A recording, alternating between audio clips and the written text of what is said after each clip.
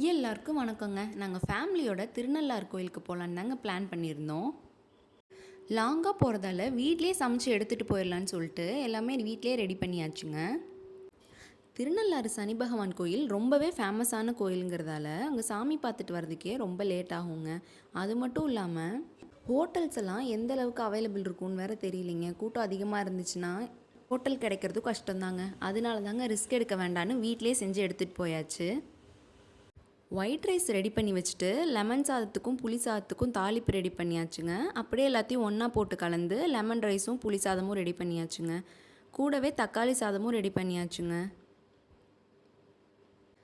தக்காளி சாதமும் ரெடி ஆனோடனே மூணையுமே சம்படத்தில் தனித்தனியாக போட்டு டைட்டாக க்ளோஸ் பண்ணியாச்சுங்க.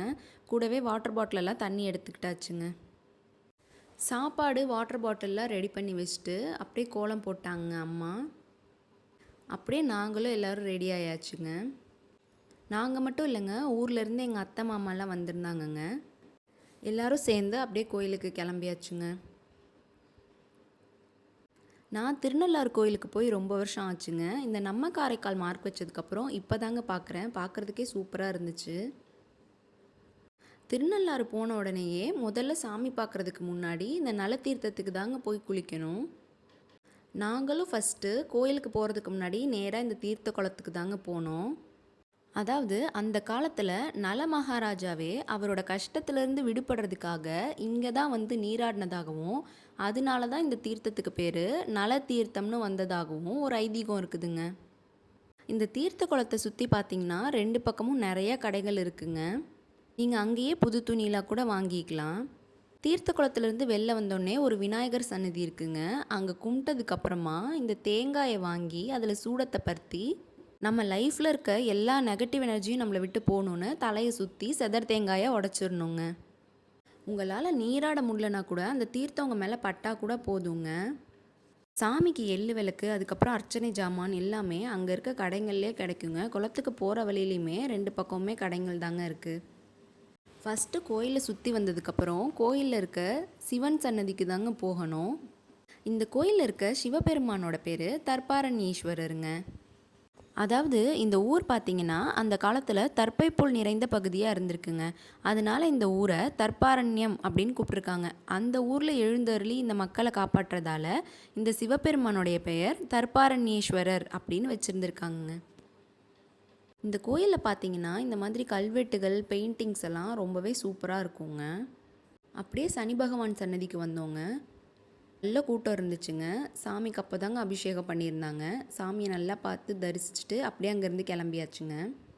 இந்த கோயிலில் பார்த்தீங்கன்னா பசுமாடுகள் யானைன்னு எல்லாத்தையுமே நல்ல முறையில் பராமரிச்சுட்டு வராங்கங்க. அப்படியே கோயிலுக்கு வெளியில் பார்த்தீங்கன்னா நிறைய கடைகள் இருக்குங்க. பீங்கான் பொம்மைகள், உப்பு ஜாடி அந்த மாதிரி நிறையா இருக்குங்க. அப்புறம் பார்த்தீங்கன்னா சனி பகவான் எந்த ராசியில் எவ்வளோ நாள் இருப்பாருங்கிற பற்றின போர்டு இருந்ததுங்க.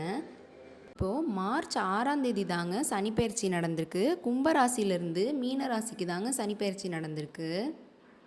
சனிப்பெயர்ச்சி நடந்து 48 நாளுக்குள்ளே சாமியை பார்க்குறது ரொம்பவே விசேஷம்னு சொல்லுவாங்கங்க. அதனால தாங்க நாங்கள் கோயிலுக்கு போயிருந்தோம். கோயிலில் நல்லபடியாக சாமியெல்லாம் கும்பிட்டதுக்கப்புறம் அப்படியே அங்கேருந்து கிளம்பியாச்சுங்க. நல்ல நிழலாக தேடிட்டு இருந்தோங்க. அங்கே நிறுத்தி சாப்பிட்றலான்னு சொல்லி. காலையில் கிளம்பும்போது ரொம்ப டைம் இல்லைங்க. அதனால் சாப்பாடு மட்டும் செஞ்சுட்டு தொட்டுக்கைக்கு வீட்டில் செஞ்சிருந்த முறுக்கு இருந்துச்சுங்க. அதை எடுத்துகிட்டே கிளம்பியாச்சுங்க. போகிற வழியில் ஒரு சூப்பரான மர நிழல் இருந்துச்சுங்க. அங்கேயே காரை நிறுத்திட்டு சாப்பிட்லான்னு உட்காந்தாச்சுங்க. அங்கே ஒரு அம்மன் கோயில் இருந்ததுங்க. நாங்கள் போன 5 நிமிஷத்துலேயே நிறைய பேர் சாமி கும்பிட வந்தாங்கங்க. அப்புறம் தான் சொன்னாங்கங்க அது ரொம்ப சக்தி வாய்ந்த அம்மன்னு.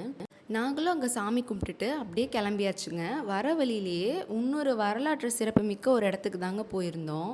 இந்த என்ட்ரன்ஸ் பார்த்தாலே உங்களுக்கு தெரிஞ்சிருக்குங்க இது அந்த காலத்தில் கட்டப்பட்டதுன்னு. இங்கே இருக்க இந்த டேனிஷ் கோட்டை ரொம்பவே ஃபேமஸ் ஆனதுங்க. இப்போ ஏதோ வேலை நடந்துட்டு இருந்துச்சுங்க நாங்கள் போன டைமில். இந்த இடம் பார்த்திங்கன்னா ஒரு முக்கியமான துறைமுகமாக இருந்திருக்குங்க. அந்த காலத்தில் ஏற்றுமதி இறக்குமதி எல்லாமே இங்கே நடந்திருக்குங்க. டென்மார்க்காரங்க இதை முக்கியமான ஒரு போர்ட்டாக யூஸ் பண்ணிகிட்டு இருந்திருக்காங்கங்க. அப்புறம் இந்த பீச் பார்த்திங்கன்னா ரொம்பவே க்ளீனாக இருக்குங்க. நல்லா அமைதியாக இருக்குங்க. வாக்கிங் போகிற மாதிரி 2 சைட்லேயும் வாக்கிங் ஏரியா கூட கட்டி விட்டுருக்காங்கங்க. இங்கே இருக்க சர்ச்சு பில்டிங் எல்லாம் பார்த்தீங்கனாலே அந்த டச்சோட கட்டடக்கலையும் இந்திய கட்டடக்கலையும் கலந்த மாதிரி தாங்க இருக்கும். இந்த பீச்சுக்கு பக்கத்துலேயே டேனிஷ் கோட்டையும் மியூசியமும் இருக்குங்க. இங்கே வந்தீங்கன்னா மறக்காமல் அந்த 2 பிளேஸையுமே போய் பாருங்கள். அப்புறம் அப்படியே அங்கே இருக்கிற டிஃப்ரெண்ட் டைப்ஸ் ஆஃப் சிப்பிகளெல்லாம் எடுத்து பார்த்துட்டு இருந்தேங்க. இவ்வளோ அழகாக இருந்துச்சுங்க.